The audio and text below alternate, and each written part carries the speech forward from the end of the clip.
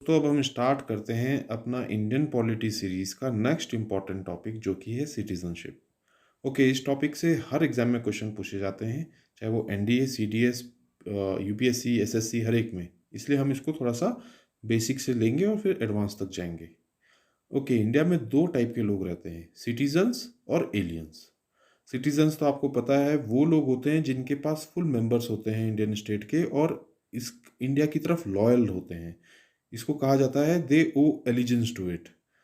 और जो सिटीजन्स होते हैं उनके पास सारे के सारे सिविल और पॉलिटिकल राइट्स उनको कॉन्स्टिट्यूशन देता है।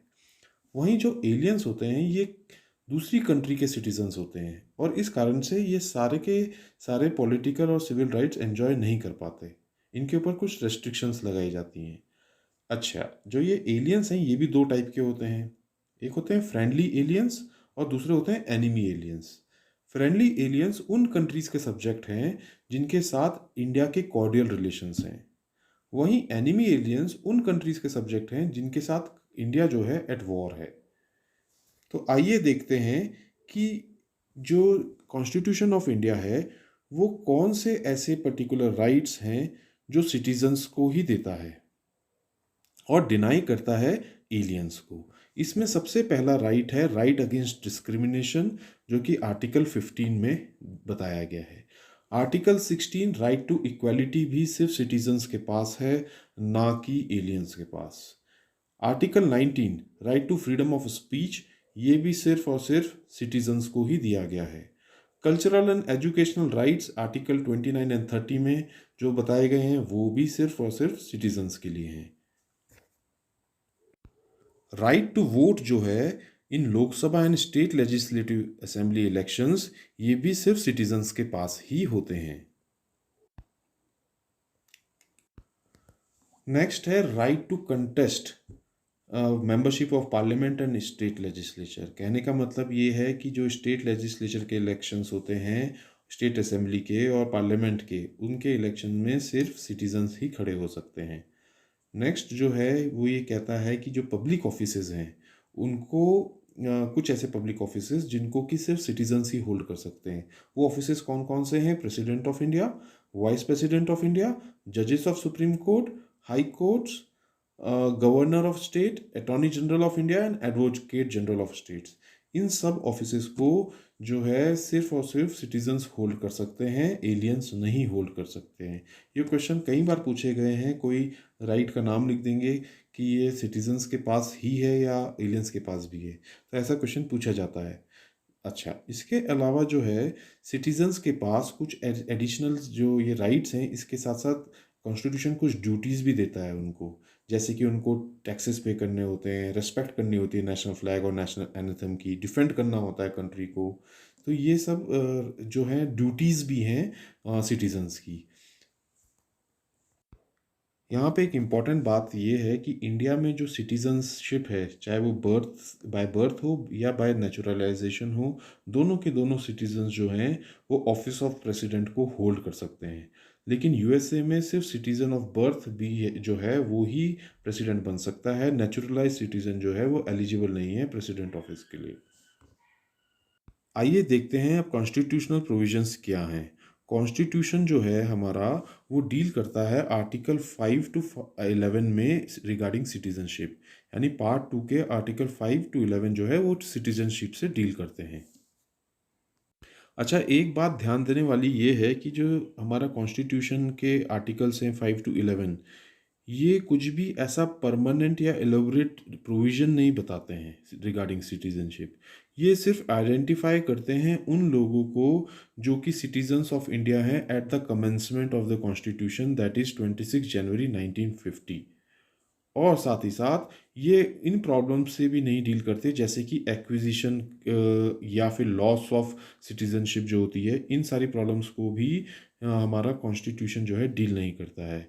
ये कॉन्स्टिट्यूशन में लिखा गया है कि it empowers the parliament, parliament को एम्पावर करता है कि वो लॉ बनाए regarding other matters of the citizenship, जिसमें आते हैं एक्विजिशन, लॉस ऑफ सिटीजनशिप, ये सारे अदर्स मैटर्स में आते हैं।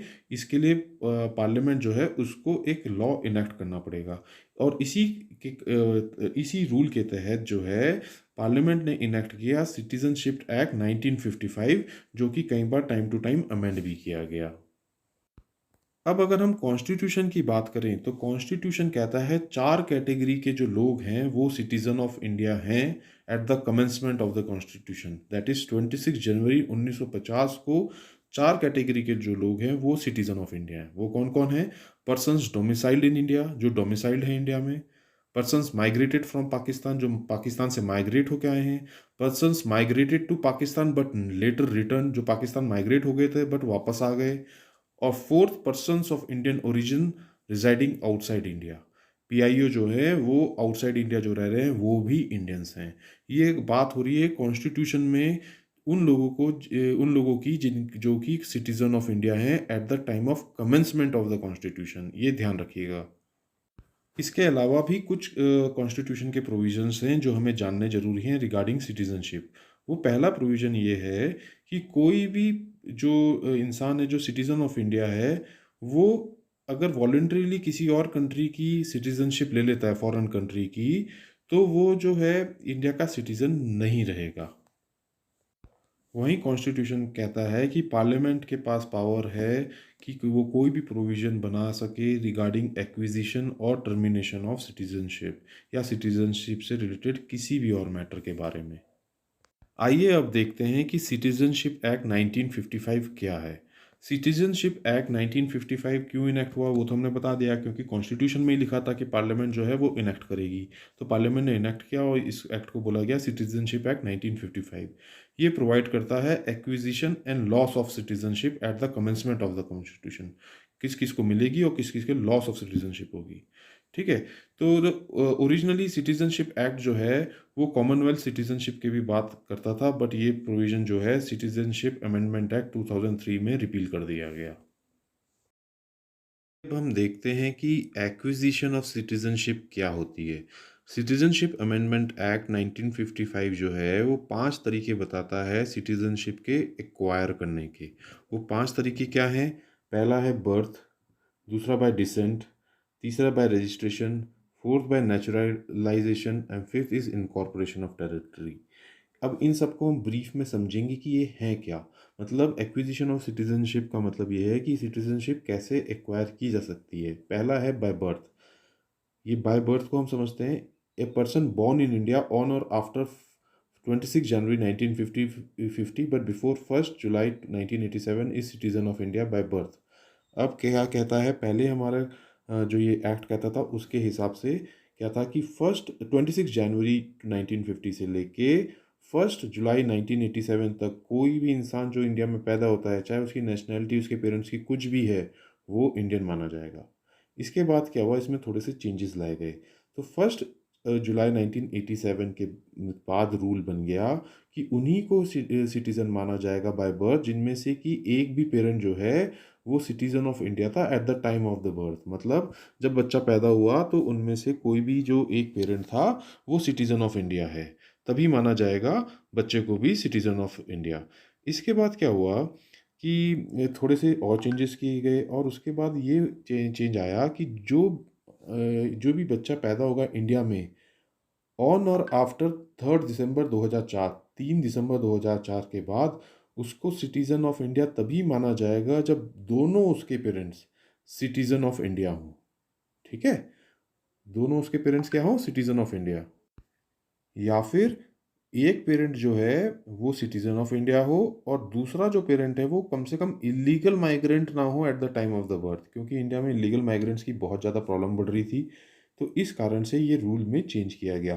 तो ये जो इंपॉर्टेंट कट ऑफ डेट्स हैं ना वो आपको याद रखनी पड़ेंगी। 26 जनवरी 1950, फिर उसके बाद 1 जुलाई 1987, फिर 3 दिसंबर 2004, ये आपको याद रखना पड़ेगा। ठीक है। वहीं एक इम्पॉर्टेंट बात और बता दें, जो फॉरेन डिप्लोमेट्स इंडिया में पोस्टेड हैं, किसी और कंट्री के जो डिप्लोमेट्स जैसे इंडिया में काम करते हैं, उनके बच्चों को और एनिमी एलियंस के जो बच्चे हैं उनको सिटीजनशिप बाय बर्थ नहीं मिलेगी। They can not acquire citizenship. आइए अब समझते हैं कि सिटीजनशिप बाय डिसेंट क्या होती है। तो सबसे पहला था रूल कि 26 जनवरी 1950 से लेके 10 दिसंबर 1992 तक citizenship of India bye decent उनको मिलती थी जिसके कि फादर जो हैं सिटीजन ऑफ इंडिया होते थे at the time of his birth. अच्छा, ये उन लोगों को मिलती थी बेसिकली डिसेंट जो कि इंडिया से बाहर पैदा हुए हैं। इंडिया के लोग ऐसे सिटीज़न जो कि इंडिया के बाहर पैदा हुए हैं, तो उनको डिसेंट की सिटीज़नशिप तब मिलती थी बाय डिसेंट जबकि 26 जनवरी 1950 से लेके 10 दिसंबर 1992 तक क्या रूल था कि उनके फादर जो हैं वो सिटीज़न होने चाहिए at the time of birth, ठीक है ना? फिर उसके बाद 10 दिसंबर 1992 के बाद रूल चेंज किया और कहा कि आइदर ऑफ हिज पेरेंट्स, पहले तो सिर्फ फादर थे, अब आइदर ऑफ हिज पेरेंट जो हैं सिटीजन ऑफ इंडिया हैं तो उनको सिटीजनशिप मिल जाएगी। फिर ये रूल फिर से चेंज किया गया 3 दिसंबर 2004 के बाद ये रूल आया कि जो भी इंसान इंडिया के बाहर पैदा हो रहा है उसको citizenship of India bye decent नहीं मिलेगी जब तक कि उसकी जो बर्थ है वो रजिस्टर की जाए इंडियन कंसुलेट में। इंडियन कंसुलेट कहाँ होता है? हर कंट्री में होता है ना। तो वहाँ पे जो इंडियन कंसुलेट है वहाँ पे जाके रजिस्टर ना की जाए with in 1 year of the birth, 1 साल के अंदर बर्थ के उसकी जो बर्थ है वो रजिस्टर ना की जाए तब तक उसको नहीं मिलेगी सिटीजनशिप बाय बर्थ। वहीं एक इम्पॉर्टेंट बात और बता दें कि कोई माइनर है मान लीजिए और उसको सिटीजनशिप जो इंडिया की मिल रही है बाय बर्थ मिल रही है, ठीक है ना? और वो किसी और कंट्री के भी सिटीज़न है, तो उसको इंडिया की सिटीजनशिप मतलब सीज़ हो जाएगी वो सिटीजनशिप इंडिया की अगर वो दूसरी कंट्री की सिटीजनशिप फुल एज अटेंड करने के बाद 6 महीने के अंदर जो है उसको रिनाउंस नहीं कर देता, मतलब उसकी दूसरी कंट्री की सिटीजनशिप नहीं छोड़ेगा तो इंडिया की सिटीजनशिप जो है बाय डिसेंट जो उसको मिली है वो अपने आप सीज कर जाएगी। तो ये थी सिटीजनशिप बाय डिसेंट। आइए अब देखते हैं कि सिटीजनशिप बाय रजिस्ट्रेशन कैसे होती है। जो सिटीजनशिप बाय रजिस्ट्रेशन होती है उसकी भी कई कंडीशंस हैं, जो लोग उसको फुलफ़िल करते हैं वो रजिस्टर करने के लिए अप्लाई कर सकते हैं। वो कैसे क्या-क्या कंडीशंस हैं हम क्विकली जाएँगे। उनको बहुत ज़्यादा याद रखने की ज़रूरत नहीं है, बहुत इसको डिटेल में नहीं पूछा जाता है, एटलीस्ट एसएससी लेवल एग्ज़ाम्स तक तो नहीं पूछा जाता है। तो हम क्विकली इसको कवर करेंगे। वो लोग जैसे अ person of Indian origin who is ordinary resident of India for 7 years before making an application. कितने? 7 साल। यहाँ पे इंपॉर्टेंट है 7 साल याद रखना, ठीक है? जो कि दूसरा है पीआईओ जो कि ऑर्डिनरी रेसिडेंट है किसी और कंट्री का आउटसाइड अनडिवाइडेड इंडिया, ठीक है? और तीसरा हो गया person married to a citizen of India who and is ordinary resident of India for 7 years. ये तीसरी कंडीशन है रजिस्ट्रेशन की। फिर आ जाते हैं फोर्थ कंडीशन में, minor children of person who are citizen of India. फिर है a person of full age and capacity whose parents are registered as citizen of India, ठीक है? और नेक्स्ट कंडीशन है person of full age and capacity either of whose parents are earlier citizen of independent India. और फिर seventh condition है person of full age and capacity who is registered as overseas citizen of India card holder for 5 years. मतलब OCI card holder जो 5 साल तक hold करता है वो जो है अप्लाई कर सकता है फॉर रजिस्ट्रेशन। ये कहीं बहुत ज़्यादा डिटेल में इसको याद रखने की ज़रूरत नहीं है, बस आपको पता होना चाहिए कि रजिस्ट्रेशन से सिटीजनशिप कैसे मिलती है। अब हम आ जाते हैं इंडियन ओरिजिन क्या होता है।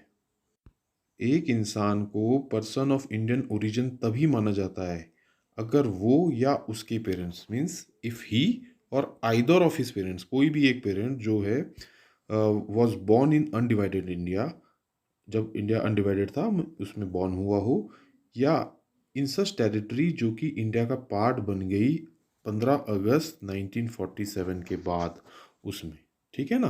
तो वो लोग जो हैं पर्सन ऑफ इंडियन ओरिजिन है। क्या बताया आपको, या तो वो खुद या उसके पेरेंट जो हैं अनडिवाइडेड इंडिया में पैदा हुए हों या फिर ऐसी टेरिटरी में पैदा हुए हों जैसे कि जैसे हो गया अपना 15 अगस्त 1947 के बाद जो इंडिया का पार्ट बना है, जैसे पुदुचेरी हो गया, ये सब चीज़ें होगी ना, उनके भी जो लोग हैं वो पर्सन ऑफ इंडियन ओरिजिन होंगे, ठीक है ना?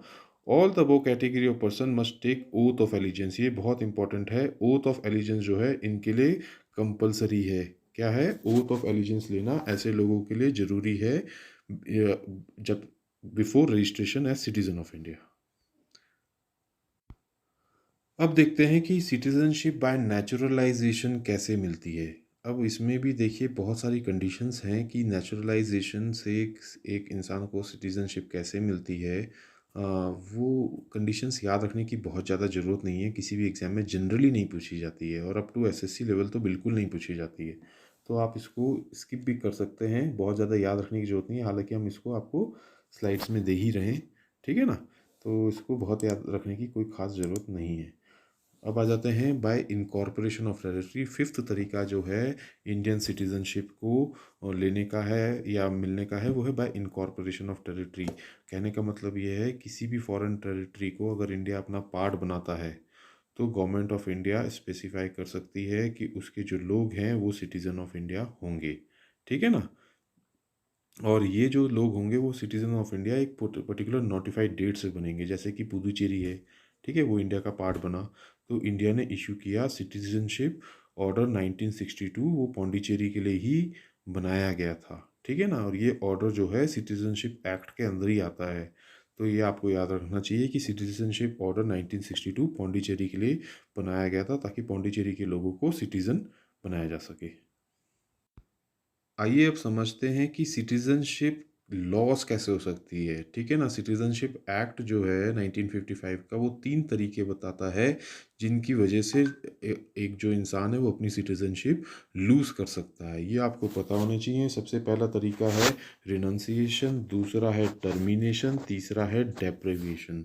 ये हम आपको थोड़ा सा डिटेल में बताना ज़रूरी है क्योंकि ये पूछ लिया जाता है कि रिनंसिएशन क्या होता है, टर्मिनेशन क्या होता है और डेप्रिविएशन क्या होता है। अच्छा, रिनंसिएशन ऑफ सिटीजनशिप क्या होता है कि कोई भी इंसान जो फुल एज एंड कैपेसिटी का है वो डिक्लेयर कर सकता है कि वो इंडिया की सिटीजनशिप को रिनाउंस कर रहा है, ठीक है ना? और अगर ऐसा वो करता है तो उसका रजिस्ट्रेशन जब हो जाएगा तो वो पर्सन जो है सीज कर जाएगा इंडिया का सिटीज़न होना, ठीक है ना? और यहाँ पे एक इम्पॉर्टेंट बात ये भी है कि अगर वॉर के टाइम पे ऐसी डिक्लेरेशन कोई इंसान करता है तो जो गवर्नमेंट है उसकी रिनंसिएशन को विदहेल्ड कर सकती है। क्यों? क्योंकि वॉर के टाइम पे कहीं जो दगाबाज लोग होते हैं कहीं वो ऐसा डिक्लेयर ना कर दें, इसके लिए ही जो है ये रूल बनाया गया है कि रिनंसिएशन जो है वो वॉर टाइम पे गवर्नमेंट जो है विदहेल्ड कर सकती है। यहाँ पे एक बात और भी बता दें कि जो इंसान अपनी सिटीजनशिप रिनाउंस करता है तो उसके जितने भी माइनर चाइल्ड होते हैं ना, उनकी भी ऑटोमेटिकली सिटीजनशिप जो है वो लूज़ हो जाती है। हालांकि अगर वो चाइल्ड वापस से 18 साल के हो जाएं तो वो रिज्यूम कर सकते हैं अपनी इंडियन सिटीजनशिप को। अच्छा, नेक्स्ट तरीका है लूजिंग द सिटीजनशिप का, वो है टर्मिनेशन। टर्मिनेशन क्या है कि कोई भी इंडियन सिटीजन वॉलंटेरली, ये इंपॉर्टेंट है, फोर्स से नहीं, वॉलंटरली। कैसा? वॉलंटरली कैसा होगा? कॉन्शियसली, नोइंगली और विदाउट एनी स्ट्रेस और विदाउट एनी इन्फ्लुएंस कंपल्शन अगर वो किसी और कंट्री की सिटीजनशिप एक्वायर करता है तो वो इंडिया का जो है सिटीज़न, ऑटोमेटिकली उसकी सिटीजनशिप टर्मिनेट हो जाएगी। यहाँ पे ध्यान देना है ऑटोमेटिकली वर्ड पर। क्यों? क्योंकि जो रिनंसिएशन था वहाँ पे रजिस्ट्रेशन कराना ज़रूरी था, लेकिन टर्मिनेशन में कुछ भी कहीं रजिस्टर कराने की ज़रूरत नहीं है। एक इंसान ने कहीं पे भी अपनी और कंट्री में सिटीजनशिप ली, उसकी ऑटोमेटिकली टर्मिनेट हो जाती है इंडिया की सिटीजनशिप। ये जो प्रोविज़न है वॉर टाइम पे नहीं एप्लीकेबल होता है। अब देख लेते हैं कि डेप्राइवेशन से कैसे लूज़ कर सकते हैं सिटीजनशिप। ये भी बहुत इंपॉर्टेंट है। डेप्राइवेशन में क्या क्या चीज़ें आपको देखनी है कि जो इसमें जो है कंपलसरी टर्मिनेशन है, ये भी टर्मिनेशन है बट एक कंपलसरी टर्मिनेशन है इंडियन सिटीजनशिप का। कौन करता है इसे? सेंट्रल गवर्नमेंट करती है। और कब करती है? अगर किसी ने सिटीजनशिप फ्रॉड से ली है, पहली बात, ठीक है। दूसरा है कि सिटीजन ने डिसलॉयल्टी दिखाई है कॉन्स्टिट्यूशन ऑफ इंडिया को, ये बहुत ध्यान देने वाली बात है। अगर कोई डिसलॉयल होगा कॉन्स्टिट्यूशन को तो वो भी टर्मिनेट हो जाएगी उसकी सिटीजनशिप। तीसरा है सिटीजन हैज़ अनलॉफुली ट्रेडेड और कम्युनिकेटेड विद द एनिमी, मतलब एनिमी की हेल्प की है वॉर के टाइम पे, तो उसकी सिटीजनशिप जा सकती है। फोर्थ है उसने citizen with in 5 years after registration और नेचुरलाइजेशन वो इम्प्रिजन हो गया किसी भी कंट्री में 2 साल के लिए, मतलब किसी ने नेचुरलाइजेशन या रजिस्ट्रेशन से सिटीज़नशिप पाई है और उसके बाद वो इम्प्रिजन हो गया, जेल चले गया किसी भी कंट्री में 2 साल के लिए, तो वो इंडियन सिटीजनशिप जो है उसकी हट जाती है। और फिफ्थ कंडीशन है द सिटीजन वो सिटीजन जो कि ऑर्डिनरी रेसिडेंट है out of India for 7 years continuously, 7 साल लगातार इंडिया के बाहर रहा तो भी वो कंपल्सरी टर्मिनेट हो सकती है। तो ये पांचों की पांचों कंडीशन आपको पता होनी चाहिए, ये पूछी जाती हैं कई बार एग्जाम में। आइए बात करते हैं कि इंडिया में जो सिटीज़नशिप है वो एक सिंगल सिटीज़नशिप है। इंडिया में डुअल सिटीज़नशिप टाइप का कोई स्ट्रक्चर नहीं है जैसा कि यूनाइटेड स्टेट्स ऑफ अमेरिका में है। इंडिया में जो सिटीज़न है वो सिटीज़नशिप है वो सिंगल सिटीज़नशिप है, कोई भी सेपरेट स्टेट की सिटीज़नशिप नहीं है। यूएसए में सेपरेट स्टेट और यूएसए दोनों की सिटीज़नशिप रहती है, उसको डुअल सिटीज़नशिप कहते हैं। इंडिया में सभी सिटीजन्स को, चाहे वो किसी भी स्टेट के हों, इर्रिस्पेक्टिव ऑफ द स्टेट, उनके सेम पॉलिटिकल और सिविल राइट्स हैं। ठीक है, ये आपको पता होने चाहिए। अच्छा, इसमें कुछ एक्सेप्शंस हैं। इसमें पहली एक्सेप्शन ये है कि आर्टिकल 16 में कहा गया है कि कोई भी जो रेसिडेंट है किसी पर्टिकुलर स्टेट या यूनियन टेरिटरी का, उसको लिए पार्लियामेंट जो है वो चाहे तो सर्टेन एम्प्लॉयमेंट या अपॉइंटमेंट्स के लिए उस स्टेट या यूनियन टेरिटरी में प्रेस्क्राइब कर सकती है रेसिडेंस रेसिडेंस को as a condition of employment. ठीक है, और इसी को मद्देनज़र रखते हुए पार्लियामेंट ने इनेक्ट किया पार्लियामेंट ने employment regulation and residence act 1957, जिसके हिसाब से गवर्नमेंट ऑफ इंडिया ने रेसिडेंशियल क्वालिफिकेशन जो है वो अपॉइंटमेंट के लिए नॉन गेस्टेड पोस्ट में अलाउ की, आंध्र प्रदेश में, हिमाचल प्रदेश, मणिपुर और त्रिपुरा में। और ये जो एक्ट था 1974 में एक्सपायर कर गया, तो ऐसा कोई प्रोविज़न नहीं है एक्सेप्ट आंध्र प्रदेश और तेलंगाना में। नेक्स्ट एक्सेप्शन जो है वो है अंडर आर्टिकल 19 जो है फ्रीडम ऑफ मूवमेंट और रेसिडेंस जो है वो शेड्यूल टाइप के जो एरियाज़ हैं उसमें कुछ प्रोटेक्शन उनको दी गई है, और इस कारण से वो रिस्ट्रिक्शन है वहाँ पे मूवमेंट की। आइए दोस्तों, अब देखते हैं कि ओवरसीज सिटीजनशिप ऑफ इंडिया क्या है। सितंबर 2000 में गवर्नमेंट ऑफ इंडिया ने, मिनिस्ट्री ऑफ एक्सटर्नल अफेयर्स ने एक हाई लेवल कमेटी सेटअप की under chairmanship of Shri L M Singhvi.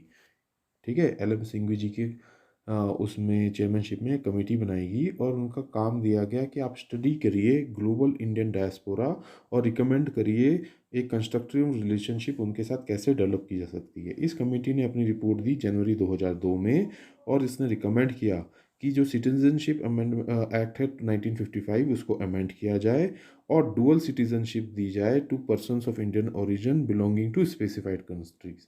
मतलब जो पीआईओज हैं कुछ स्पेसिफाइड कंट्रीज़ को, उनको डुअल सिटीजनशिप इन्होंने रिकमेंड की। इसी बेसिस पे जो है सिटीजनशिप अमेंडमेंट एक्ट आया 2003 में, जिसमें कि प्रोविज़न बनाया गया regarding overseas citizenship of India, OCI, जो कि कौन ले सकते थे, persons of Indian origin, PIO of 16 specified countries. कितनी कंट्रीज़? 16 स्पेसिफाइड कंट्रीज़ के जो है उनके लोगों को ये फैसिलिटी दी गई 2003 के जो एक्ट के अकॉर्डिंगली। और उसमें कौन कौन सी कंट्रीज़ नहीं थी, वो थी पाकिस्तान और बांग्लादेश के लोगों को इसमें शामिल नहीं किया गया था।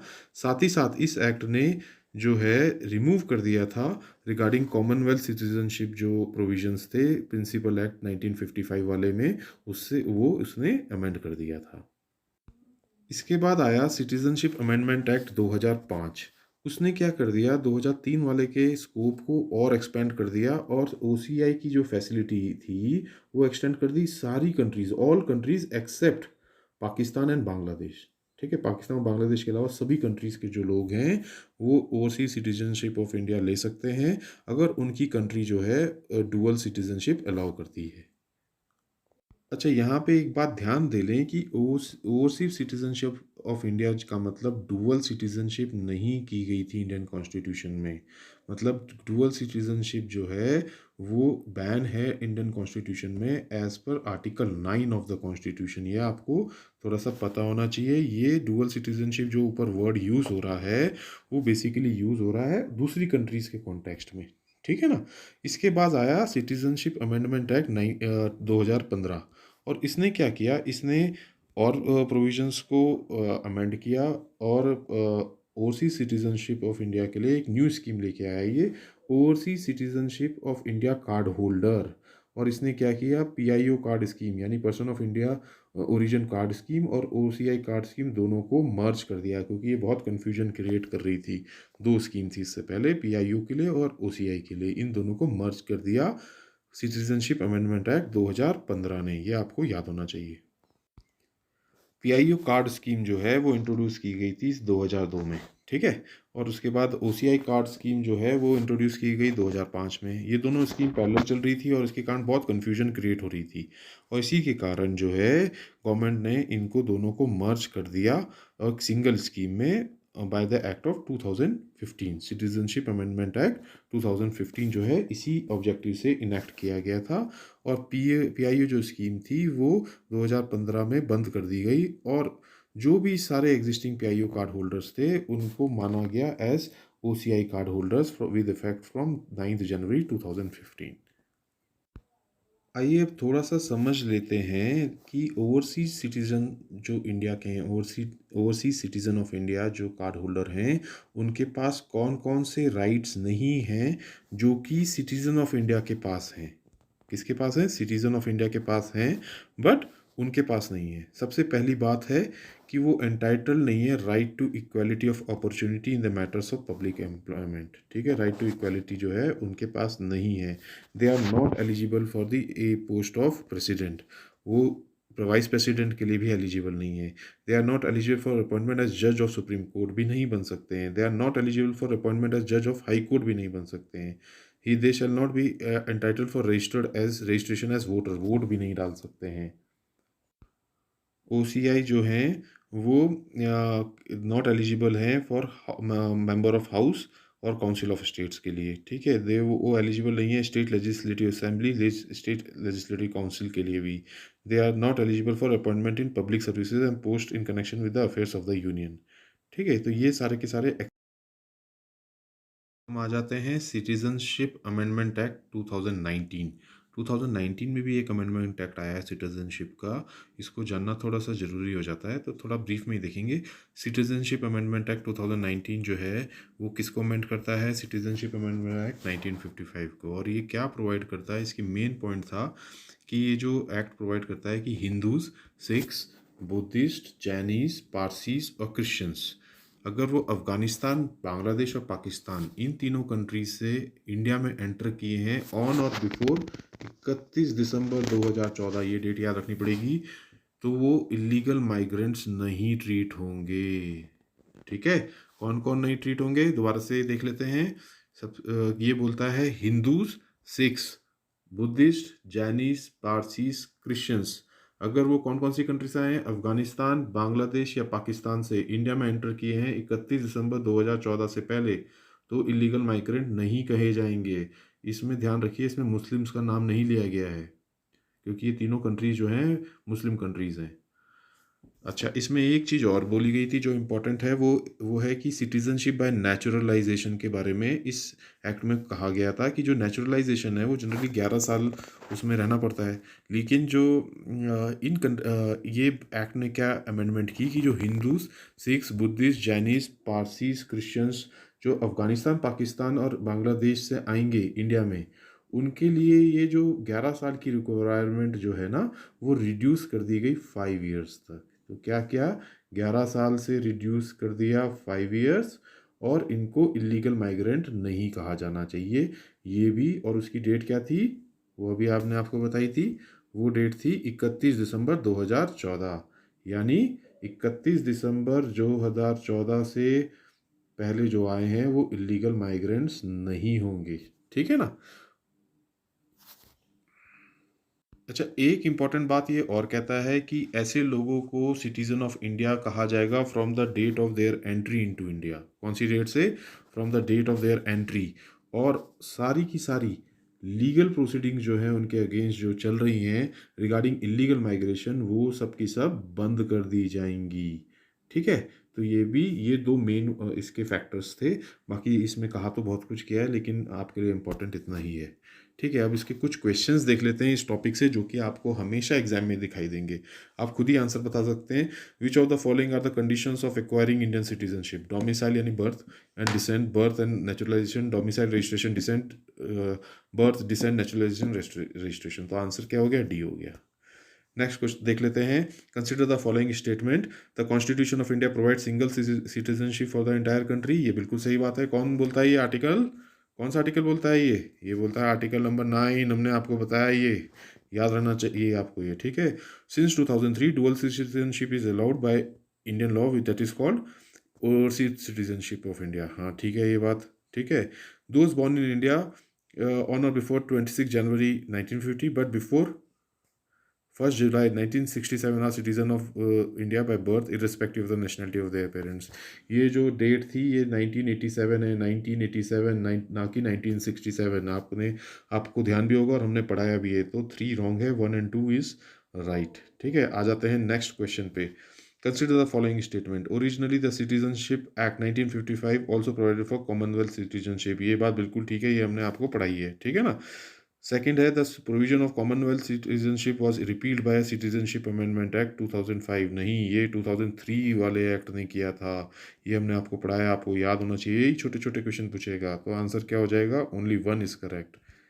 ठीक है, तो दोस्तों ये थी हमारी कवरेज रिगार्डिंग सिटीजनशिप, और ये बहुत इंपॉर्टेंट टॉपिक है। इसमें क्या क्या इंपॉर्टेंट था हमने वही कवर किया है। हालांकि इसमें बहुत सारी कंडीशंस हैं, जैसे नेचुरलाइजेशन की भी बात करें तो इतनी कंडीशंस हैं कि आप कोई भी याद नहीं रख सकता है। तो मोटा मोटा याद रखना है और उसी हिसाब से हमने पढ़ाया है। जो ज़रूरी है याद रखना वो तो हमने आपको बताया ही है, जैसे रिनंसिएशन हो गया, डेप्रिवेशन क्या है, उसकी कंडीशंस क्या हैं, ओवरसीज सिटीजनशिप ऑफ इंडिया की कंडीशंस क्या हैं, तो आपको याद रखनी ही पड़ेंगी। ठीक है ना। तो अगर आपको ये पसंद आई हो हमारी कोशिश, तो ज़रूर इस चैनल को लाइक एंड सब्सक्राइब करें।